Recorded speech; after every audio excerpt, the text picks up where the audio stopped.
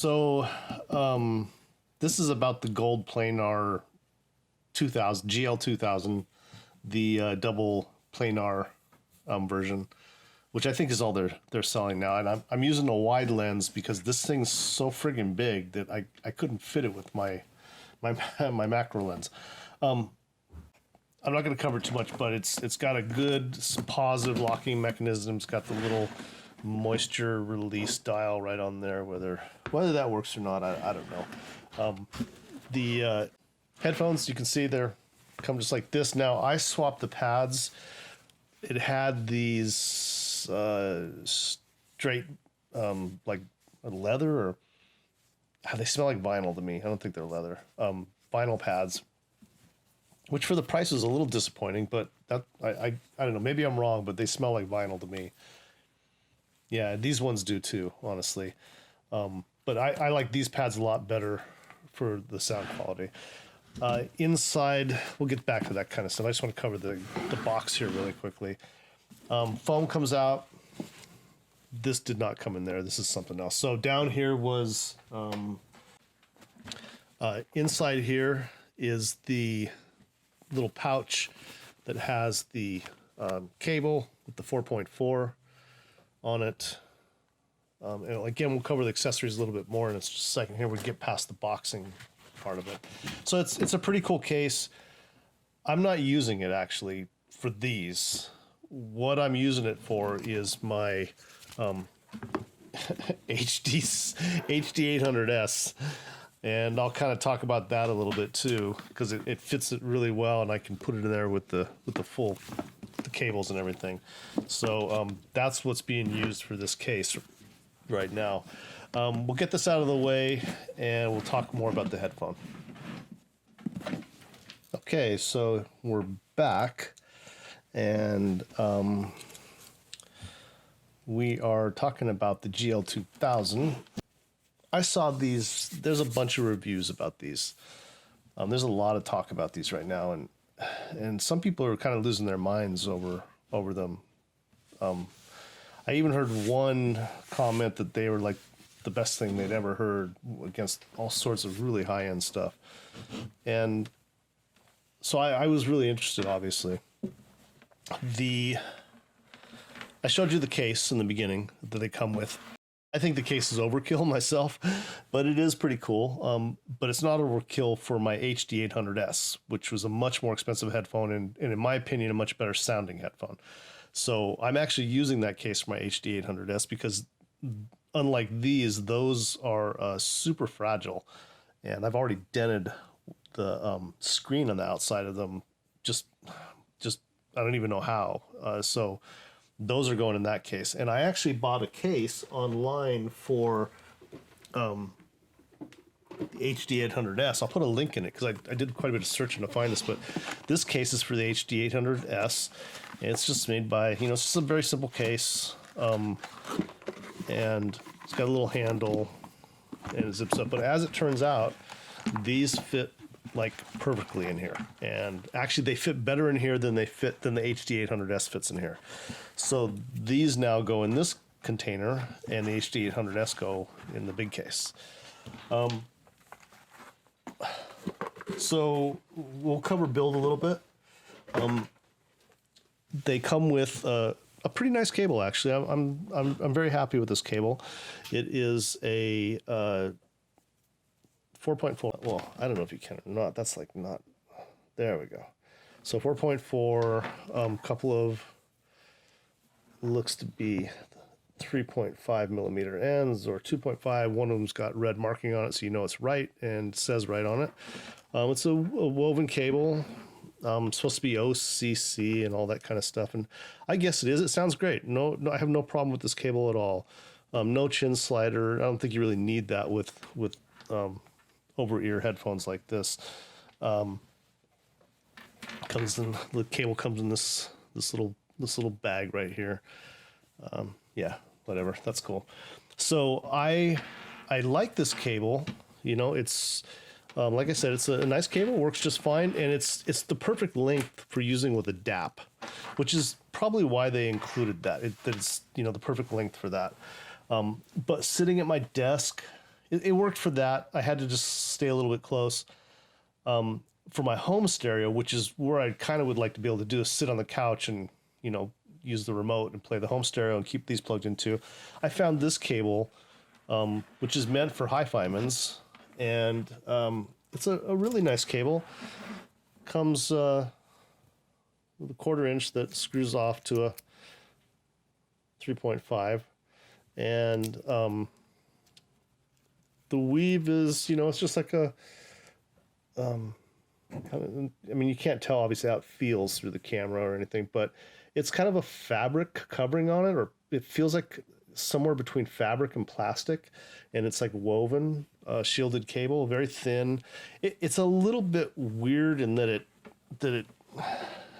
kind of gets these weird curls in it, and I like this right here, and then I have to kind of twist it around to get it to go straight. And but other than that, it's a pretty decent cable, and it's 10 feet long. And I got this for like $50 or $49 or something on Amazon, and maybe even less. I don't know. I'll have to look again, but it sounds just as good as the cable that they come with. So no changes in sound quality or anything like that. So this is what I've been using really to listen to, and I just keep it plugged into this one here. Anyway, that's the cable. I'll put a link to it. The build on these. So as you can see, let's try to keep this in frame. This outer portion right here is really beautiful. I really like it. It's the detail on it is really good. It's got this kind of like, it looks like a gold plated wire over the outside and kind of a mesh behind it, and it's very detailed and delicate, and it looks really nice, really well made. The cups look like and feel like plastic. They definitely are. That's plastic. I mean, that's what I think it is. If I'm wrong, someone can tell me, but they feel like plastic. It could be some kind of, you know, aluminum or something, but it feels like painted plastic to me. And it's got a nice little, you know, gold-plated connection in there. It's finished really nice. Let's take this off here. The cradle here that holds the earpiece in is all metal, and the rivets are really nice. The extension out is also metal. It has a very positive, solid extension, which I really appreciate. Doesn't slip or change while it's on. There is that's tomato sauce for my dinner. The pivots in, pivots back and forth. The band is very soft. Says L on the inside here and R on the inside here. Has a little garbage can with the cross through it saying don't throw this out, recycle, blah, blah, blah. I think construction-wise, that these are very well made. I don't have any problem with the construction. I think the band is a little old school looking, and it's all vinyl. So I don't like that. I'm not trying to be too nitpicky, but these are $639, and everything's vinyl instead of leather. And my Aerodynamics were almost 200 less than this, or maybe 180 less than these, and the headband was all leather, and I really appreciate that. And the same thing with some other headphones that I purchased. The headbands are leather, even the ear cups might be leather, and they're actually less than this. So I kind of wish for this price range they'd not cheaped out and they went with all leather. The color here, the silver, I guess I'm okay with it. It's a little bit painted looking, and I kind of wish it was like the GL, I think it's the 1500 or something, or 800. It's the next one up, which is $1,500. Everything's like flat black, and I really like that. I wish they'd made these flat black. And in fact, I may disassemble these and paint all the silver on it flat black. Because, and why would I go to that trouble? Because these sound really good. I do really like the sound. Now, as far as the ear cups go, the interest or the ear pads go, these are easy to take off. They just slip right off.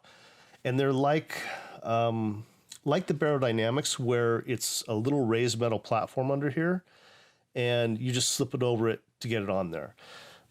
The problem is, like the Barodynamics, they make a little cut in that metal, a little indentation in that metal plate, so that you can kind of push the pad on and get the vinyl or the little lip of the pad underneath that, and then twist them on until they're on.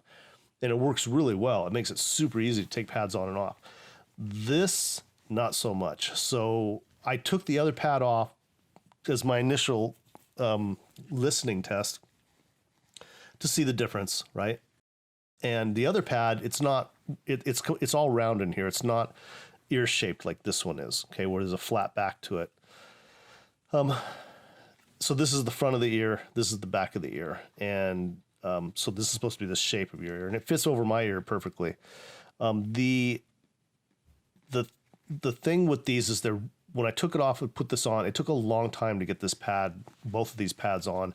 And in fact, initially I was like, I just put them on and then held it with my fingers and put it on my head because it was such a hassle getting it on. I wanted to hurry up and get a listen. So once I heard these made it sound much better, and for my musical taste and what I like to hear, these pads toned it down. It was a little bit biting at first, a little bit, I don't want to say shouty, but just the treble was a little much for me at first.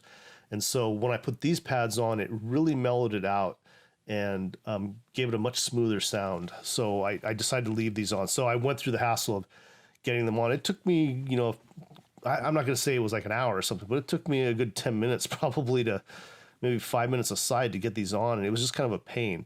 It's really hard to get them back on that metal plate. I wish they'd come up with a better way to do that. But again, minor complaints. We're really here for the sound. So the basic build quality on these, I think, is excellent. And I don't like this painted silver look. I don't really like that. I wish it was just all black, but it's okay. They still are attractive looking. And this part where the drivers are at, the planars, this is really beautiful right here. This looks very high end to me, very nice. And everything feels good and solid. And I've had no problems in wearing them. They are a little heavy, and so I've gotten used to the 800Ss, and those feel like I don't have anything on my head. And I've got a kind of a neck injury from years of some sports I was involved in, and I really noticed as I've gotten older, and so it's like something wrong with, I don't know, like a disc in my neck or something. So when I have something heavy on my head like this, and I'm sitting up straight, after just a short period of time, I start getting pain in my neck. So if I'm laying back and there's no direct pressure pushing down, everything's okay. But sitting up straight, these became uncomfortable for me because of that pressure on my neck pretty quickly. So that's something you might want to think about if you've got any neck problems. These, and you're going to be listening, walking around or standing up straight, these might put a little extra pressure down because they're kind of heavy, but they're not too extreme. And it may just be, my health issues and have nothing to do with, you may not experience that at all. So these ear pads also are let's go this way. These ear pads also have a slant to them so that the cups are kind of at an angle on your head. And I don't know how much that helps with stage or positioning of the sound or anything, but that is how they're designed. Quality wise, good build. No problems with that at all. Sound quality, I think that's what we should probably cover, right? I think that's what most people are here to hear. So I'm going to tell you right away that these are not better than everything else out there. Unlike what some people may have said in forums and other places. These are very good. I really like them. I listened to them on my ADI2 deck. I listened to them on the ADI2 through the Drop 789. I listened to them on the Dark Voice.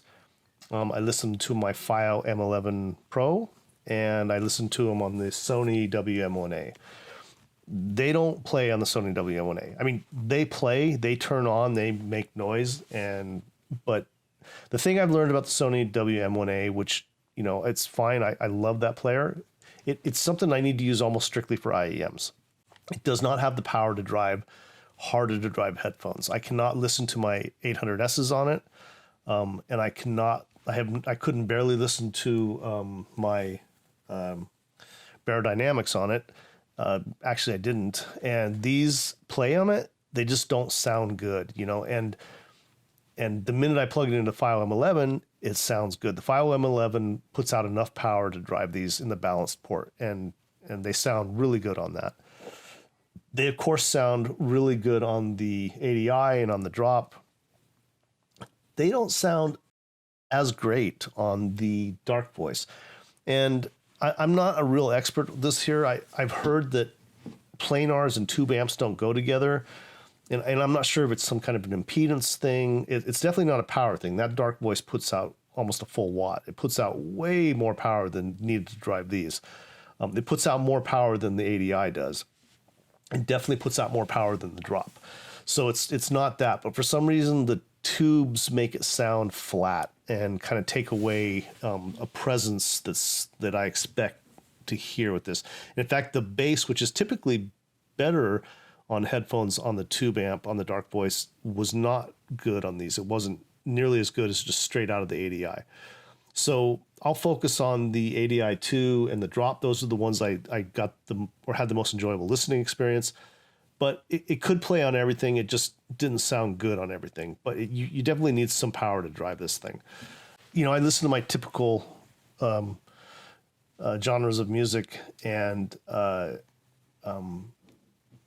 you know, looking for details, looking for stage, looking for presence. The song I've been using lately, Trappings by Yo-Yo Ma on the album Not Our First Goat Rodeo. The imaging of this was good. It was very good. I could tell the vocals where they were at, the positions, the instruments where they're playing out of. Some songs by Cecilia Strange, who's a jazz person. I think she's a saxophonist, and very kind of unique jazz, not typical, and sounded very good on this. I could get the positioning and instrumentation, like locations, really well with this. And I could hear the timbre was really good. These are very smooth. So once I swapped to these pads, they were very smooth, no harsh spikes. The bass is really good. I've listened to a lot of planars, and usually the bass kind of sucks on planars. I don't always like the bass on them, but on these, I found the bass to be more than acceptable. It was tight. You know what? A good one that I listened to, I have an album by Sade. It's like a remaster of an older album. And the song that I listened to was Your Love is King, and a couple of others, but that song especially, you know, a lot of IEMs and stuff, it just doesn't sound that great. And I'm not sure why that is. I feel like her music needs to be played on speakers typically. It's kind of a room filling, needs a lot of low end energy type of stuff in her songs. And she has that kind of deep, musky voice, you know? And I listened to it on this and I was like, oh, wow, that sounded fantastic. I mean, it really sounded great. And I loved listening to her on these. I also liked Michael Bublé on these. I don't know, not everyone's a fan of Michael Bublé, but he has an excellent voice. And there's one song in particular of his I like, Quando, Quando, Quando.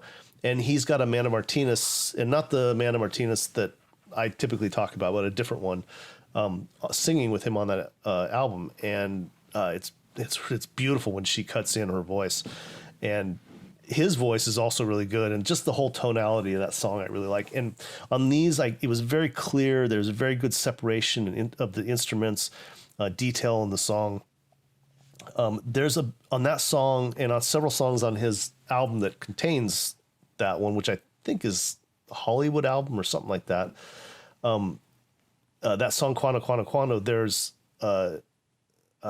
cymbals in the background that are very clear but yet delicate on these, and it just sounds really good. On the Sade album, her voice sounded so clear and strong on these, and there was a very good deep mid-range, like a lower end mid-range. on her voice that just came through very strong. These reminded me of listening to house speakers a little bit, and not completely. I mean, it was not like that, not like the H100S. The 800, for me, the Sennheiser HD800S is a better headphone. Clearly better headphone to me.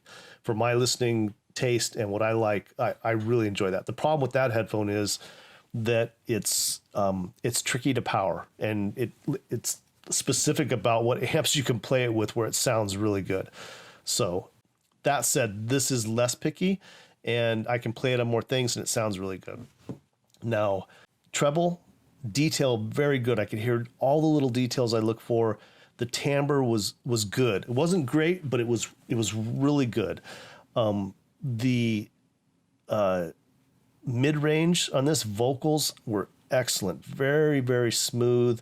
And into that, moving into the treble where you get to the like snare and cymbals and things, this really delivered and had a very detailed and realistic sound to it.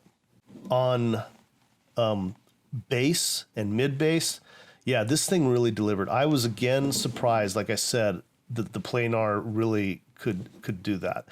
So if I was to compare this to other planars, I don't have huge experience with planars. I'm not going to claim that I am a big expert with them. If I was comparing these to the Theodore Audio Phantoms, yeah, those things kind of suck, honestly. I mean, I don't want to bash on them. I liked them when I got them, and I was kind of like testing and learning a little bit about planars, but those things were just all treble for me. They had no bass at all and no real mid-range. The next up that I would compare these with would be the Hi-Fi and Sundaras. And of course, those are like $200 less than these. Actually more than that, I think now, but those Sundaras, as far as treble and upper mid-range, were very, very equal with these in that sense. These, I wouldn't say were better in those areas. And I feel like the Hi-Fiman, the Sundara, actually had better timbre in the upper mid-range and treble than these do. But they weren't as smooth as these. These have this smoothness to them that I really like. They've got all the detail in treble, but they're not grainy and they're not harsh. That's important. My ears are a little bit sensitive to treble and to that kind of harshness at the high end. But as far as bass and mid-range and all that, these were better for me than the Sundara by a long shot. Next would be one that I haven't listened to in a while, and we all know audio memory sucks. So I'm just going to go by what I remember, and that was the LCD-X. I would say I think these sound better than the LCD-X, based on what I remember them, but I don't have them here to test against, so I can't make a definitive call on that one. Maybe someone else has heard these and heard those could kind of chime in, but I think they were better than the LCD-X. Are they worth $639? It's so subjective deciding on what value to place on these things. It all depends on, it depends on budget. It depends on what you enjoy listening to, the types of music you like. I'll say that I listen to rock and roll. I listen to jazz. I listen to vocals. I listen to pop. I listen to some David Bowie on these. I listen to a lot of different genres of music, and they all sounded good. This plays really well on all spectrums. I didn't find anything that I went, it kind of sucks. I won't listen to that kind of music on these. And it sounded good on just about everything. A little bit picky on driving it. You need some power. Didn't sound good on my tube amp. And I tried it with two different tube amps. I actually tried this with the Lox G, which I also did a video on. And it sounded okay, but it just didn't, it didn't sound bad. It just didn't sound as good as it did when I was off tubes and onto solid state. $639. Yeah, you know what? They're better than the Sundaras because these have bass and they have sub bass and they have good lower end in the mid ranges. So these are better in that sense. Timbre is about on par in the upper frequencies. Detail on par in the upper frequencies. These are very smooth. And I mean, if I had the hi-fi-mans and I had these, I think I would pay the extra to have these. Definitely. I would pay that extra $200 to have these. They come with that great case. I mean, cases like that, I mean, I've looked on AliExpress, which is like the cheapest place you can find them, and they're between, $39 and $75. So that case can be reused. Like I said, I'm putting my HD800Ss in that case. And the nice thing is, I've been using the monolith, my little concoction with the M6, the Philo M6 on it, and it drives these really well. These sound great on this, but also the HD800Ss sound great on this. So I can keep this and the HD800Ss in that case and carry it all around together, which I kind of like that. These are good. I think they're worth the $639 for sure. I really do. I think that there's plenty of headphones out there that claim to sound, to be special and to be high end and that are in this price range, and they're just really not that high end or that great. But I think that these sound wise beat a lot of those headphones or are on par with them. I think something like the DT1990 by Barodynamic, which is not a planar, it's a dynamic driver, but they price out between, I've seen them as low as $499 on sale all the way up to $599. So they're upwards of $600 for those too. And those are leather strap, very high quality construction, beautiful, cups and finish on everything, a little bit tight clamp force. That's something I should cover. The clamp force on these is actually really comfortable. Like I said, if I had my head cocked back a little so it wasn't putting that direct pressure down on my neck, these are super comfortable and I could listen to them for a long time. They get a little hot. And in fact, this morning when I came out to do some work in my office, it was kind of cold. And I put these on. I wasn't even listening to anything for a while, but they kept my ears super warm, and then my head kind of warmed up with this on. So they will make you a little warm. I don't know how they'll be in the summer, but we'll find that out. Like I said, the accessories that it comes with are good. It'd be nice if they gave you two cables. For this price, it'd be nice if they gave you two cables, a long one, and maybe this 4.4 one is excellent for working with your DAPs and things. So that's excellent. But a nice long one for a home stereo would be great if it came with that. And also, I'd like to see them make these cups leather and this piece here leather. I'd really like to see that. If they made those changes, I would be like, no doubt worth $639. I would have no problem at all recommending it at that price. I still can recommend it at this price. I think they're really good headphones. I think they're excellent. I don't think they're the best thing I've ever heard. I've heard some other things I like better, but those things were, the focal clears I like better than these. The HD800Ss I like better than these. But when I say better, there's just slight differences. And in fact, it's not really that it's better in that sense, It's just that I like the sound of those just a little bit more. HD800S has some special things that it does that I just really love listening to, and that's kind of like when I'm reaching for headphones, and this is the way I know, right? I've got these headphones sitting around my house, and I'm like, I want to listen to some music. I got some time, and I don't always have a lot of time for this, but I have some time. I want to listen to some music. Let me grab some headphones, and there's a new album I just got, and I want to listen to it. The headphones that I reach for automatically without thinking are the ones that I know are the ones that I like, right? I automatically reach nowadays for the HD800S. That is like the thing I always go to. And so I've come to this conclusion because I initially thought the focals were probably better, but the clears, but the sound quality is good, but there's just something special about those 800s that I keep reaching for them. So these two, I'm like, yeah, I want to listen to these for a while and check out some new tracks that I've got. I mean, they're great. They're really good. They're not as good as the 800S. They're not as good as the focal clear, but they are really good. They're very smooth and they deliver. So they're better than the Barodynamic. Okay, I'll say that.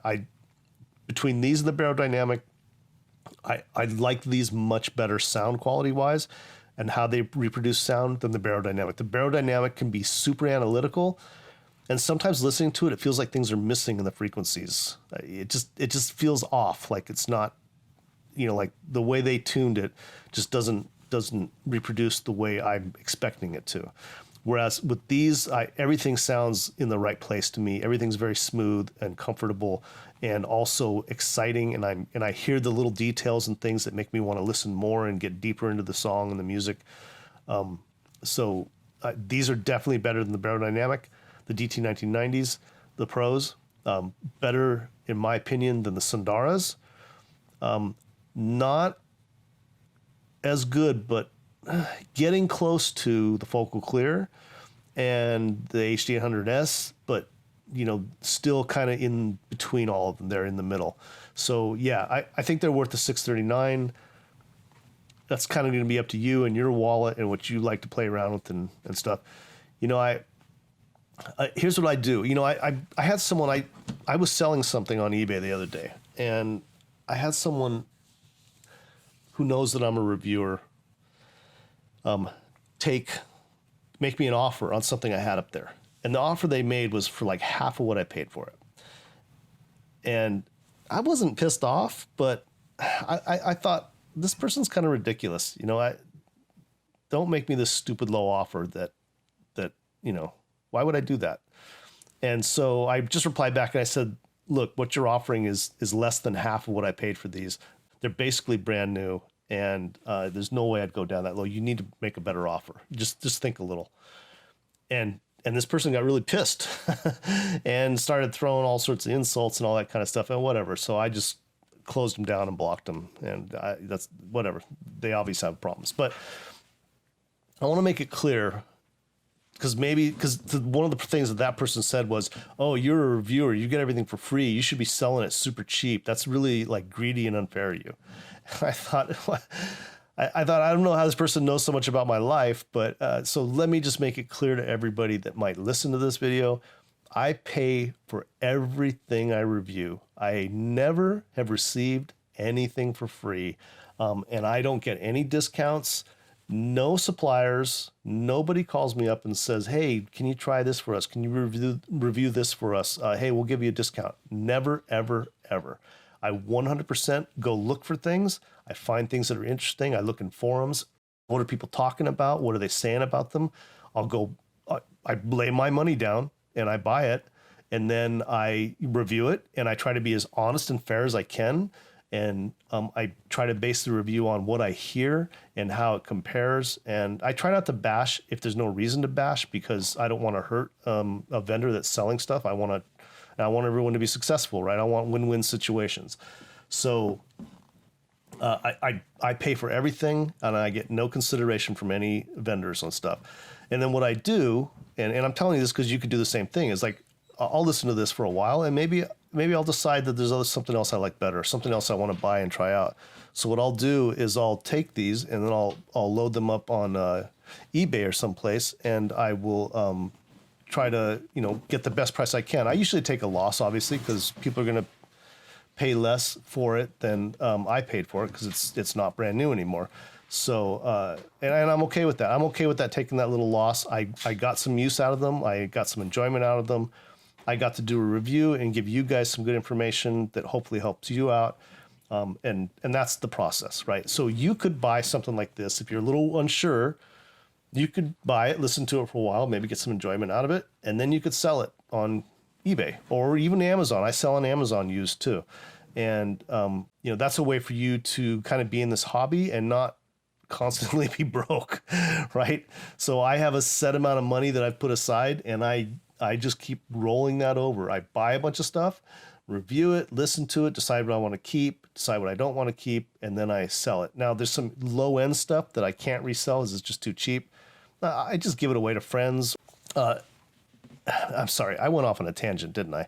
So anyway, these I think are worth the $639. I would just like to see leather on the cups and leather on the band to bring them into that higher end zone that they're starting to try and play in. All right, so that's it. Sounds great other than that. All right, you guys have a great day, and I hope I helped you out with this.